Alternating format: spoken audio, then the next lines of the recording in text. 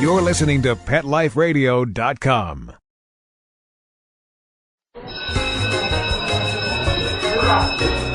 Okay, class, take your seats. I said take your seats. Class, sit. Shh. I swear you're all acting like a bunch of animals. Pet Life Radio presents Teacher's Pet, where you'll learn how to understand and communicate with your pet and train them to be the best pet they can be. It's time to see the world from your pet's point of view. So give a tail-wagging welcome to your Teacher's Pet host on PetLifeRadio.com. You may even learn a few tricks yourself. Hi, welcome to Teacher's Pet on Pet Life Radio. This is Pia Silvani, your host and Director of Training and Behavior at St. Hubert's Animal Welfare Center, located in Madison, New Jersey. This week, we're going to work on shaping behaviors by using a tool that we've talked about in the past with our special guests, a clicker. The clicker is used instead of a verbal marker to let the dog know that what he did at that particular time is right and a reward follows. So as you know, if you've been following our programs, the verbal marker that we always use is the word yes. So this really just takes the place of a yes. So for instance, imagine that you're going to teach a dog to chase his tail. So each time you touch his tail with your hand, he turns and he grabs at his tail. Or each time he turns and grabs his tail, you need to tell him that that's the behavior that you want him to repeat. So the easiest way to do this is to make a special sound, such as a clicking noise, to mark that behavior for the dog. At the precise moment your dog hears the sound, which is a signal, he knows he's done something right to earn a reward. So the click functions sort of like an IOU. It tells the dog that a reward is definitely coming. It's a contract that you sign with him. So you don't want to use the clicker and not reward. So it's something that needs to be faded out eventually because you don't want to reward him, obviously, every single time he performs the behavior year in and year out. So in the above example, the sequence would be, first, you touch your dog's tail.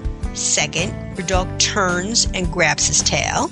Third, you click and praise.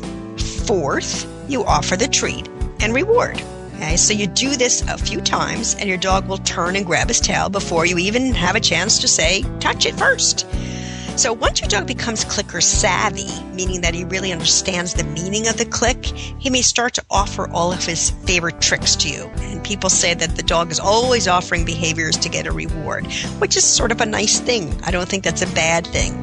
A dog that offers behaviors has caught on to the game of training and is trying to figure out what it takes to get you to click that or what it takes to get a reward. And this is great mental stimulation for your dog and makes training an interesting and creative process for you. It's really a win-win situation. So in all dog training, timing is the essence of clear communication.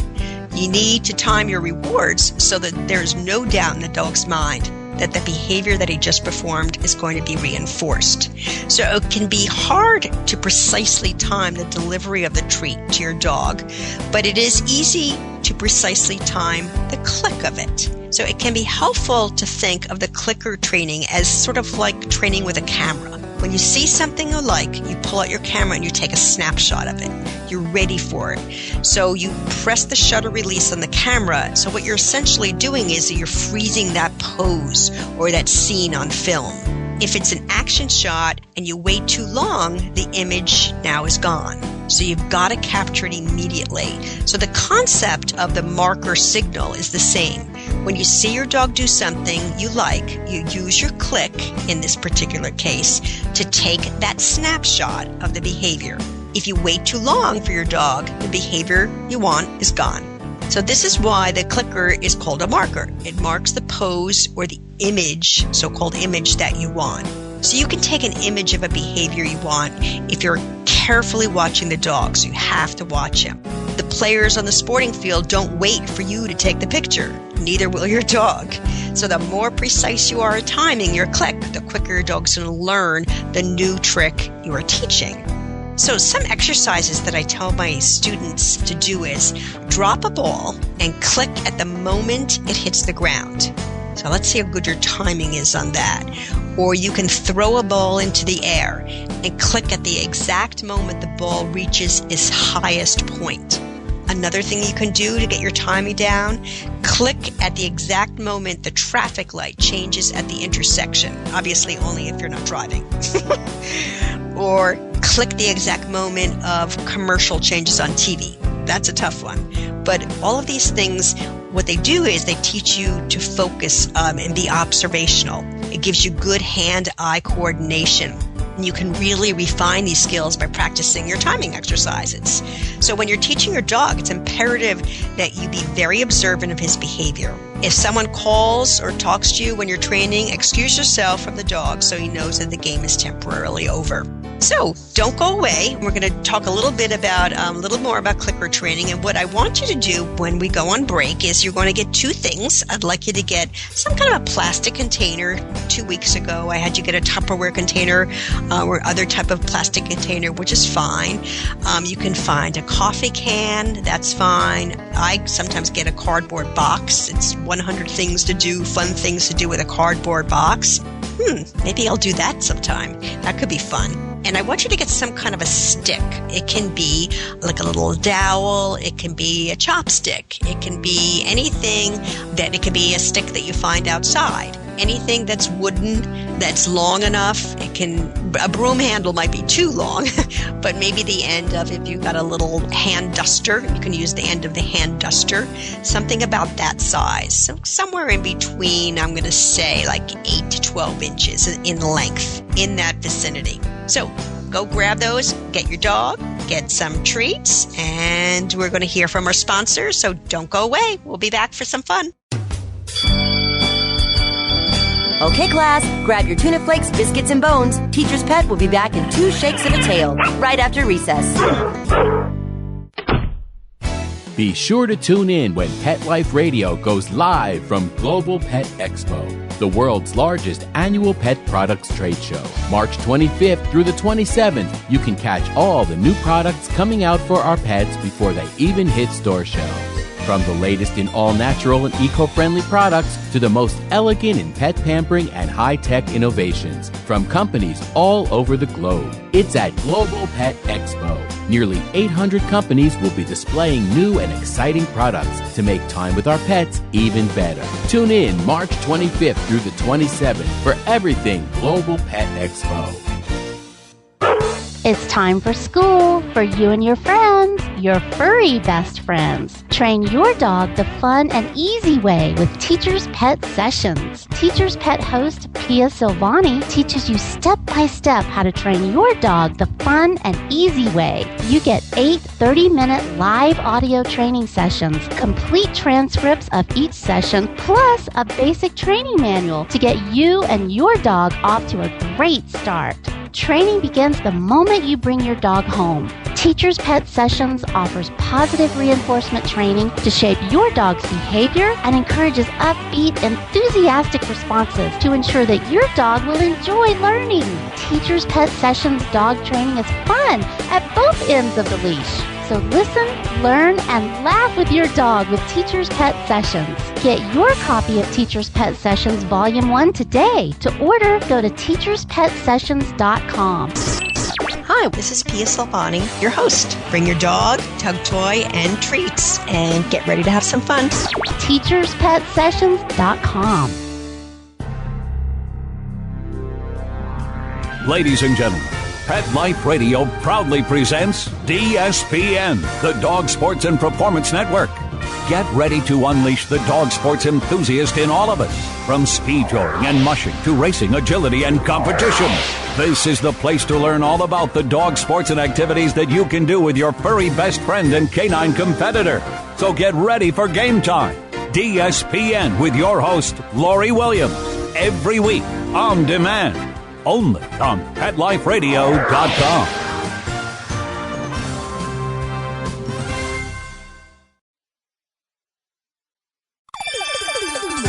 Let's Talk Pets on PetLifeRadio.com.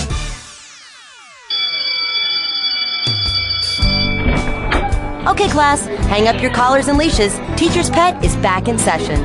Now park yourselves on the floor. I said park, not bark. Ugh. Okay, Teacher's Pet. Pay attention, there may be a quiz later.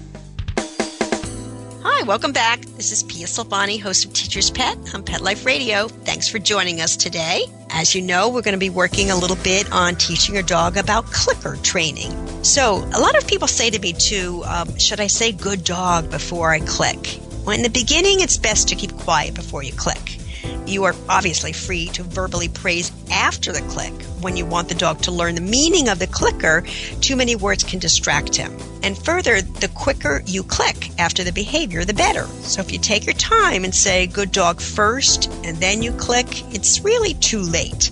So you're better off, it's more efficient if you're quiet during that period of time. So what we're going to do now is, and to start off, I want you to get your little target stick out. If you don't have one handy, again, you can even use a pencil. Just thought about that too. Again, anything that you obviously, if your dog is a pencil stealer, don't use a pencil. We don't want to encourage them to go picking these up now. But try to use anything. You can even use a pen right now.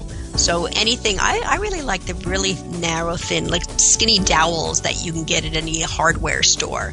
They're fun to learn. You can make them all different lengths.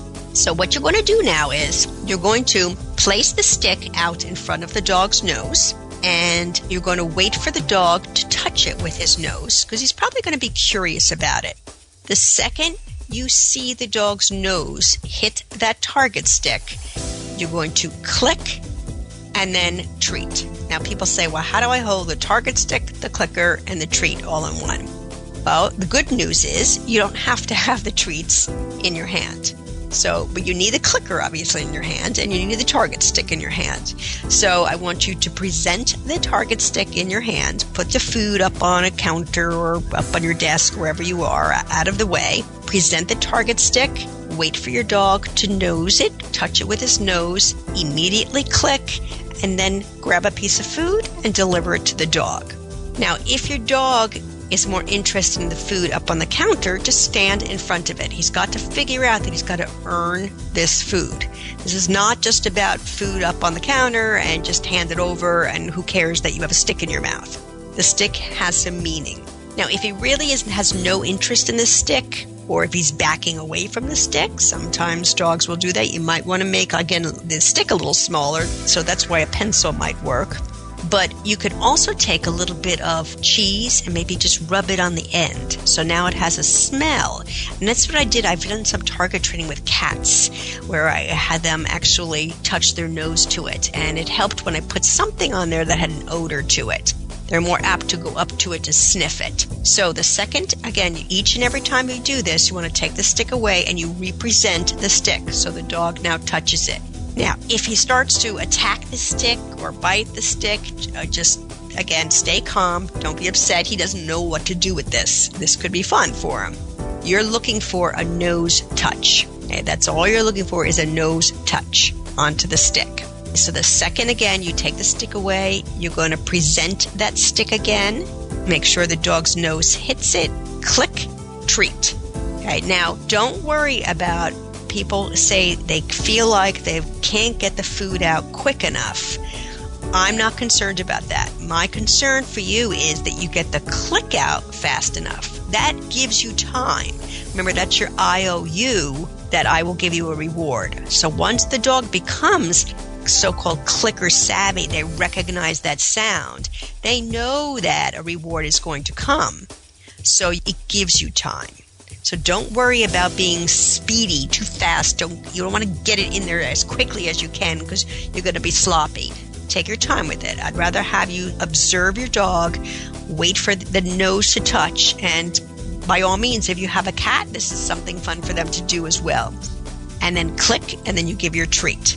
Now, once your dog is doing well with that, what I would like you to do is I want you to move the stick in a different position. So say you've been holding the stick in your right hand and you've been putting it right in front of the dog's nose. What I want you to do now is switch hands, put the stick in your left hand, clicker in your right hand, and now have your dog lean over and touch the stick when it's in the other hand, and click and treat. Okay, switch then, maybe put the stick in your right hand, clicker in your left, and switch back again. Okay, so it's not the same position all the time, so you're moving it. If your dog is doing well with this, and he might be fast, my dogs learn this very, very quickly, and they figure out, boy, this is an easy behavior. You touch your nose to something, and this is what you get. So what I want you to do now is drag it away a little bit so your dog has to follow it. So as you present it, you're almost using it as a slight lure. So you're luring your dog towards it. So he should actually walk towards it. The second he touches it, click and treat. Switch hands then. Take your target stick, okay, lure him slightly in another direction. When he follows it, click and treat. Again, put it in your other hand and do the same thing. See how far your dog will follow it. If he stops following it, again, signal to you. You're just moving it too fast, too soon. So short little movements, and you gradually lengthen the move that you want. Now, if you recall, 2 weeks ago, you taught your dog to spin. This is another way that you can get your dog to spin. So if you were in on that session and your dog is spinning, what you can do now is, and feel free, refer back to that if you haven't listened to it, take the target stick, and now what you can do is do a spin and a twirl with your target stick. So your dog should quickly follow it. But again, if you're doing a spin, he's got to go all the way around to follow that stick, touch his nose to it, click, treat. And then a twirl, you do counterclockwise, full circle. What you're doing again is you're going from 6 all the way around to 12 to 6, and he touches it with his nose, and you do a click and a treat. Okay, so let's take it in a different angle now. Again, if you need to keep putting a little bit of food on there initially, put food on there, but you don't want your dog grabbing it with his mouth. This is not something for him to eat. This is just a little toy, a guideline for him. So now what I want you to do is hold the stick up a little bit higher so the dog has to elevate himself off the floor slightly. So he's lifting his front paws off the floor, okay, as he's reaching up to touch his nose to it. If you're getting consistency, consistent jumping or actually touching, what you can do is you can say target or touch. It's just another way, if you recall way back when we said say hi, where the dog touched his nose. I can't remember what training session that was, but what he did was he touched his nose to the palm of your hand to stop jumping. Very similar, but now it's just an object. So you can hold it in the air. He leaps up into the air, nose to the stick, click and treat. Bring it down to the ground. Wait for him to touch it with his nose, click and treat. You could hold it in one direction or another. Or, let's see, if you've got a little dog or even a dog, have him, let's stand with your feet apart, shoulder width, and I want you to put the stick behind you. So now the dog has to sort of go underneath your legs to touch it. Click, treat. What you can do is put your back towards the dog. The dog is standing behind you, your target stick is in front of you, and will he crawl between your legs? Click, treat. You can send him so you can target around a chair, move around the chair. You can do a ton of things. Once the dog has figured out that he touches his nose to the stick, you can actually keep this with you and work him outside where he's got to follow it and stay near you. Okay, so why don't you fool around with that a little bit, because we're going to take a short break to hear from our sponsors, and then we'll be back and get your little Tupperware container out. We're going to do something else that'll be fun for you. Okay, class, grab your tuna flakes, biscuits, and bones. Teacher's Pet will be back in 2 shakes of a tail, right after recess.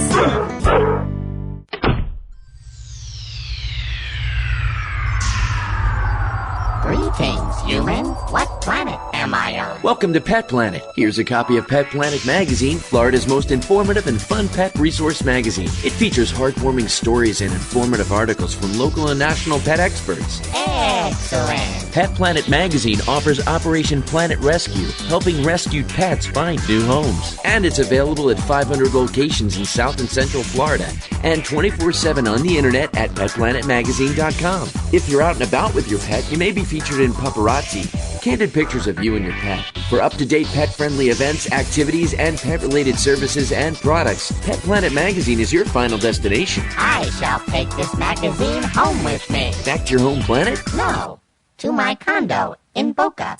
Pet Planet Magazine. Check them out at www.petplanetmagazine.com or 352-394-8578. It's out of this world. This valuable information comes from your pet. There's nothing like a wagging tail or friendly paw to lift your mood. They're therapeutic and make us feel good. Studies show pets even reduce stress, prevent heart disease, lower blood pressure, and fight depression. So there you have it. Pets are a daily dose of good health and happiness. Pets add life. To learn more, visit petsaddlife.org. Hello! I'm Deborah Wolf, and I'm inviting you to my animal party on Pet Life Radio. The dress code? Come as you are. Pajamas, a tux. You can even go naked like your pets. Unleash your party animal at my animal party. Guests you know from Animal Planet, TV, radio, the news, and bookstores will be joining me. And that's because after I won Best Pet Radio in America from the DWAA, I got my paw in the door and I met a lot of amazing people. And the best of the best are going to be coming to the party. They're coming to party with us. So join us at the animal party. Don't miss the party. Every week on demand, only on PetLifeRadio.com. Let's talk pets Let's talk pets on Pet Life Radio. Pet Life Radio. PetLifeRadio.com.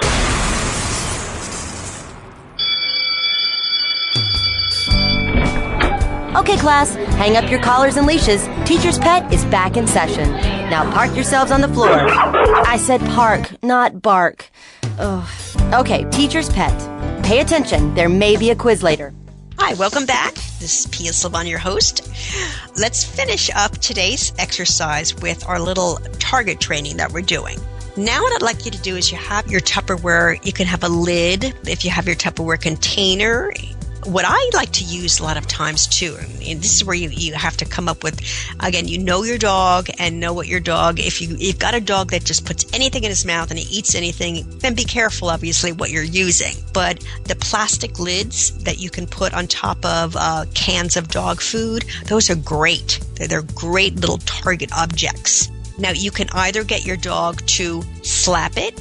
Again, refer back 2 weeks ago when we did our trick training, so you can get your dog to use his paw to touch it, or you can get his nose to touch it. Okay, so let's stick with the nose for today, and you can always switch this around. Now, if you want paw and you want nose, remember, they need separate cues.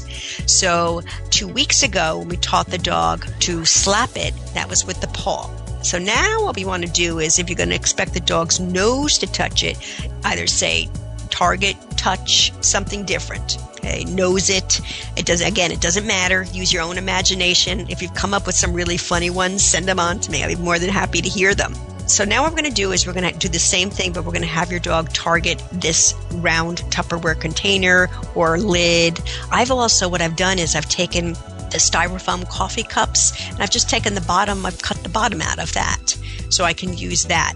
Again, my dogs tend to not put things in their mouth so much. They don't eat things, so I can use that.